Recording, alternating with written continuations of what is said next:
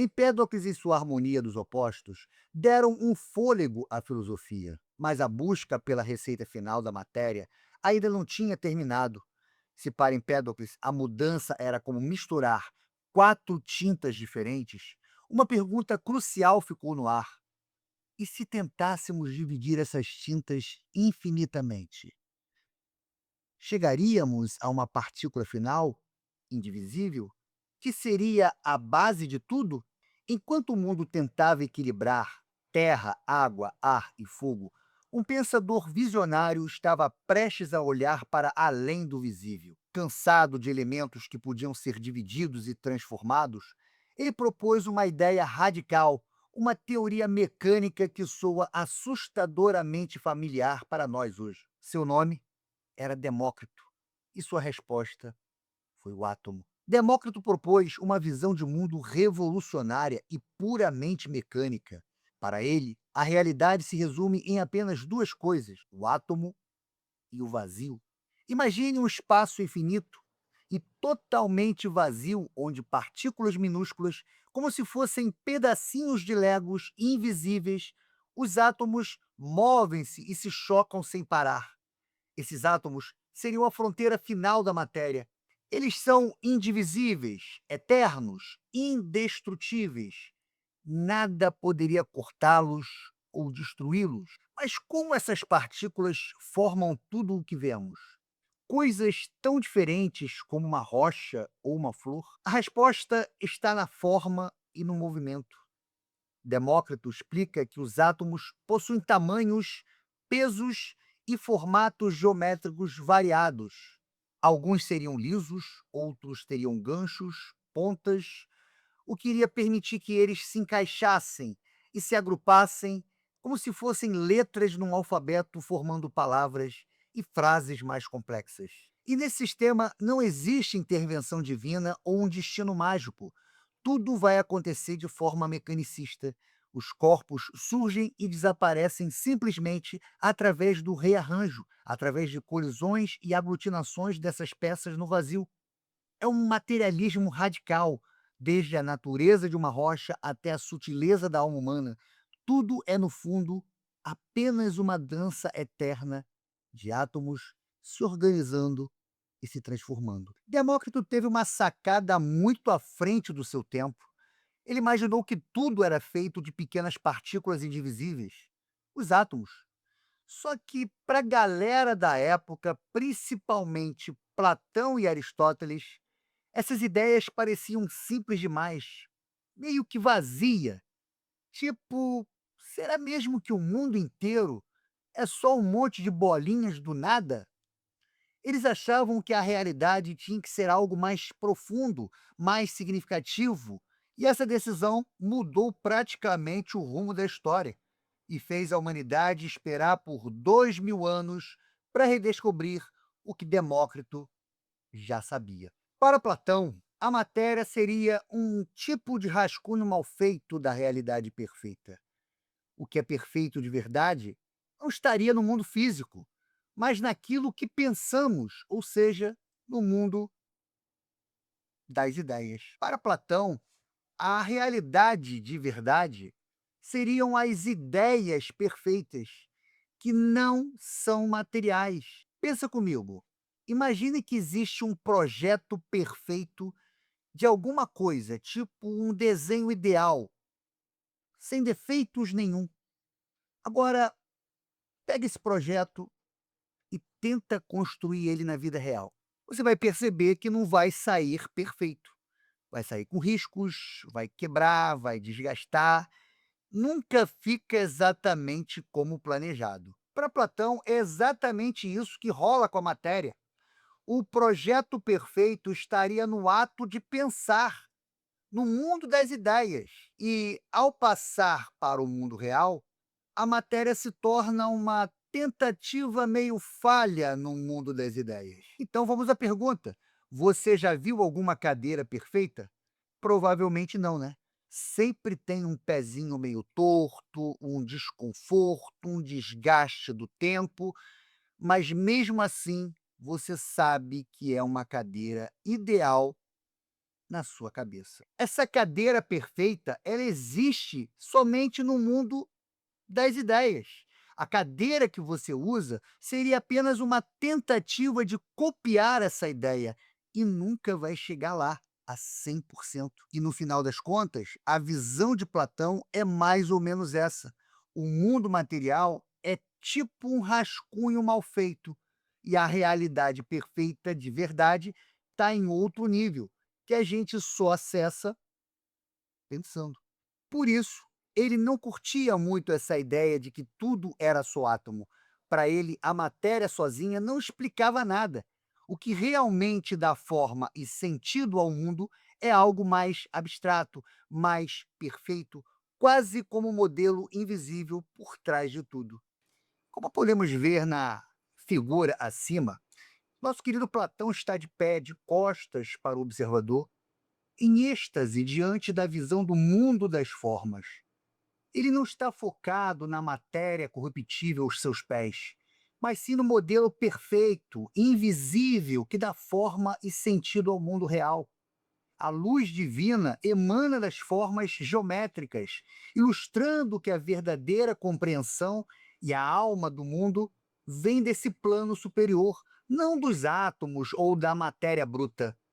Representado por ruínas gregas antigas, pilares quebrados e uma estátua inacabada, tudo aqui é material, é imperfeito, sujeito à passagem do tempo e à decadência. É o mundo que percebemos com os nossos sentidos e onde tudo é uma cópia imperfeita. Uma cidade ideal, luminosa, flutua acima das ruínas.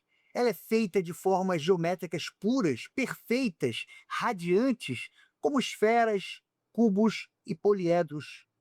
Esse é o reino abstrato e invisível das ideias, que são eternas e imutáveis. Platão se inspira em Empédocles, que dizia que tudo é feito de 4 elementos: terra, água, ar e fogo. Mas ele dá um passo além. Ele diz que esses elementos teriam uma estrutura geométrica perfeita. O elemento fogo seria representado pelo tetraedro, pontudo, portante, ativo. Já o elemento terra, representado pelo cubo, algo estável, sólido. O ar, representado pelo octaedro, algo leve, móvel. E o elemento água, o icosaedro, mais fluido, ou seja, a matéria não seria uma bagunça. Ela tem forma matemática precisa. E o que isso tudo significa? Para Platão, a matemática não seria uma invenção humana. Ela é a linguagem da realidade. Então, quando você vê um cristal bem formado, uma colmeia de abelha, a simetria de uma flor, isso não seria mera coincidência. É a matéria obedecendo às formas matemáticas perfeitas. Platão acredita que essas formas matemáticas vêm do mundo das ideias, que é eterno, perfeito, não material. Ou seja, a matéria ela só ganha forma porque participa de algo espiritual e perfeito. Diferentemente de Demócrito, onde a matéria seriam formadas por átomos, bolinhas do vazio, para Platão, a matéria é algo que só faz sentido quando organizado por formas matemáticas perfeitas vindas de um plano espiritual. A matéria, dessa forma, seria apenas o suporte onde essa perfeição tenta aparecer, mas nunca consegue totalmente. E dessa forma, Platão meio que faz um upgrade na ideia dos 4 elementos. Ele aceita os elementos, mas diz que eles têm formas matemáticas perfeitas, sólidos geométricos. Então, ele não aceita os átomos de Demócrito como bolinhas aleatórias. Ele quer algo mais organizado, mais racional. A matéria não é só física, ela segue uma ordem matemática vindo do mundo das ideias. Este surge o grande Aristóteles, e ele vai mais longe ainda contra as ideias do átomo de Demócrito, basicamente por 2 motivos. A primeira, com relação ao vácuo. Demócrito dizia que tudo seria feito de átomos se movendo no meio do nada, tipo pecinhas flutuando no vazio. Só que Aristóteles olhava para isso e pensava: como assim? Nada? Como algo pode existir no meio de algo que simplesmente não existe? Para Aristóteles, o tal vácuo, o vazio absoluto, simplesmente não fazia sentido. Ele acreditava que a natureza teria uma espécie de horror ao vácuo, ou seja, o universo nunca deixaria espaços realmente vazios, tudo estaria sendo preenchido por alguma coisa. E não é só birra filosófica, não. Tinha um raciocínio físico por trás. Aristóteles pensava assim: se existisse realmente o vazio, nada iria segurar o movimento, então o objeto poderia se mover infinitamente rápido. E isso não bate com o que a gente observa no mundo real. Para ele, o universo é algo totalmente preenchido. Não existe espaço vazio entre as coisas. Agora, a segunda discordância é tão importante quanto a primeira.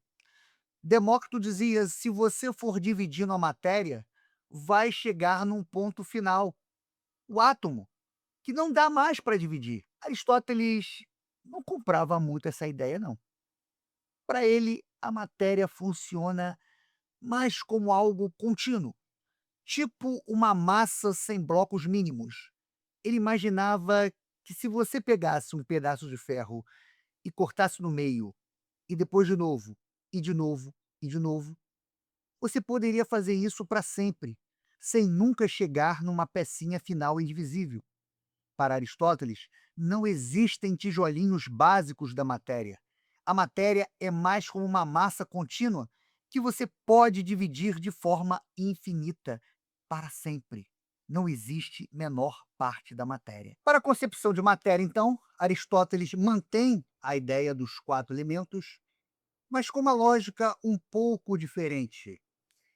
Tudo era feito da combinação de qualidades que a matéria poderia apresentar. Tudo era explicado pela combinação de quatro qualidades básicas: quente, frio, seco e úmido. Cada elemento seria uma mistura de duas dessas qualidades. O elemento terra seria a mistura do frio com o seco. O elemento água, frio e úmido. O ar, quente e úmido. E o fogo, quente e seco. E a grande sacada de Aristóteles foi ele conseguir explicar a mudança. Para ele, os elementos não eram imutáveis. E dessa maneira, com a união dos quatro elementos terra, água, ar e fogo, ele acabou por resolver de vez a guerra filosófica ao explicar que a essência realmente era fixa, o que era defendido por Parmênides, e que o arranjo variável, defendido por Heráclito, como foi visto na segunda parte desse vídeo. Quem não viu, vou deixar um card aqui para que vocês possam relembrar e exatamente o que foi essa guerra filosófica. E como é que se daria essa mudança proposta por Aristóteles? Por exemplo, se você quer aquecer a água, cujas qualidades são fria e úmida, você estaria apenas fazendo uma troca da qualidade frio pela qualidade quente. E o resultado é você transformar água em ar, um vapor, que é quente e úmido. E dessa forma você conseguia explicar por que, que a água evaporava ou por que, que a madeira, feita de elemento terra, virava fogo e cinzas ao se queimar. Aristóteles acreditava que os elementos podiam se transformar uns nos outros porque compartilhavam qualidades comuns. No caso da madeira, que é predominantemente terra por ser sólida, seca e fria em seu estado natural, uma vez sendo queimada, você está introduzindo a qualidade quente. A madeira, que é fria e seca, ela sofre a ação do calor e a qualidade frio ela é superada pela qualidade quente. Quando a qualidade frio da madeira é substituída pelo quente, mantendo-se a qualidade seco, o elemento terra transmuta-se em fogo, que é quente e seco. E por isso que vemos as chamas nascerem do combustível. A liberação do ar, ou seja, da fumaça, significa que parte da umidade interna da madeira, ao ser aquecida, torna-se quente e úmida, tornando-se no elemento ar, que vemos subindo como fumaça.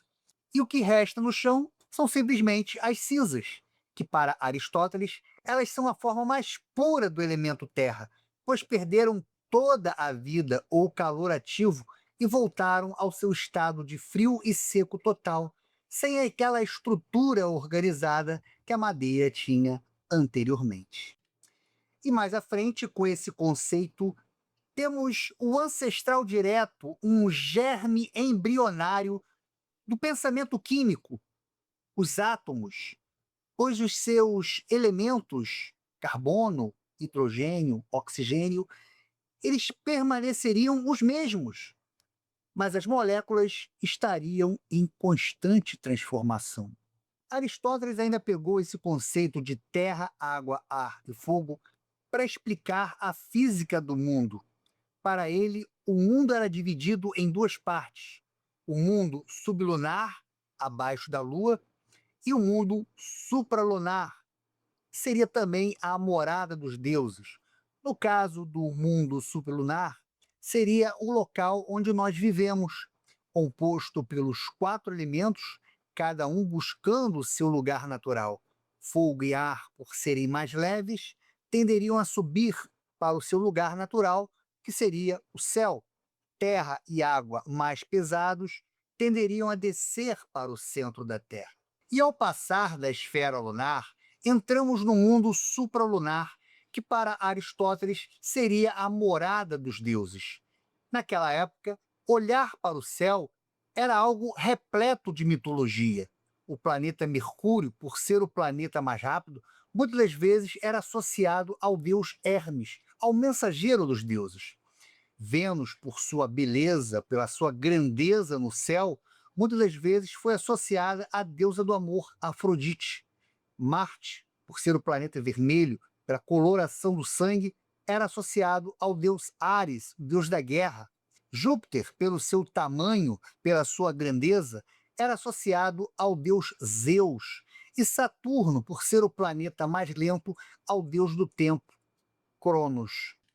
E nesse mundo supralunar, nessa morada dos deuses, era algo perfeito, algo imutável. Os movimentos seriam mais harmônicos, possivelmente circulares. Nele cabia a aplicação da matemática, que era considerada na época a ciência das formas perfeitas. Os corpos celestes não seriam formados por nenhum dos quatro elementos presentes no mundo sublunar, mas por um elemento quintessenciado denominado éter. O éter, então, seria uma substância cristalina que iria compor as esferas celestes e os astros. Seria uma representação da ordem divina e da perfeição da matemática. Essas suas ideias foram tão importantes que ela perdurou por quase 2 milênios, influenciando toda a astronomia medieval até ser questionada pela ciência moderna e pelas observações de Galileu e de Newton. E com relação ao átomo, Aristóteles, dessa forma, dá o golpe final no atomismo. Ele não aceitava a existência do vácuo, que era essencial para os átomos de Demócrito se moverem. Ele retorna os quatro elementos, adicionando um quinto, o éter, que seria a substância dos céus.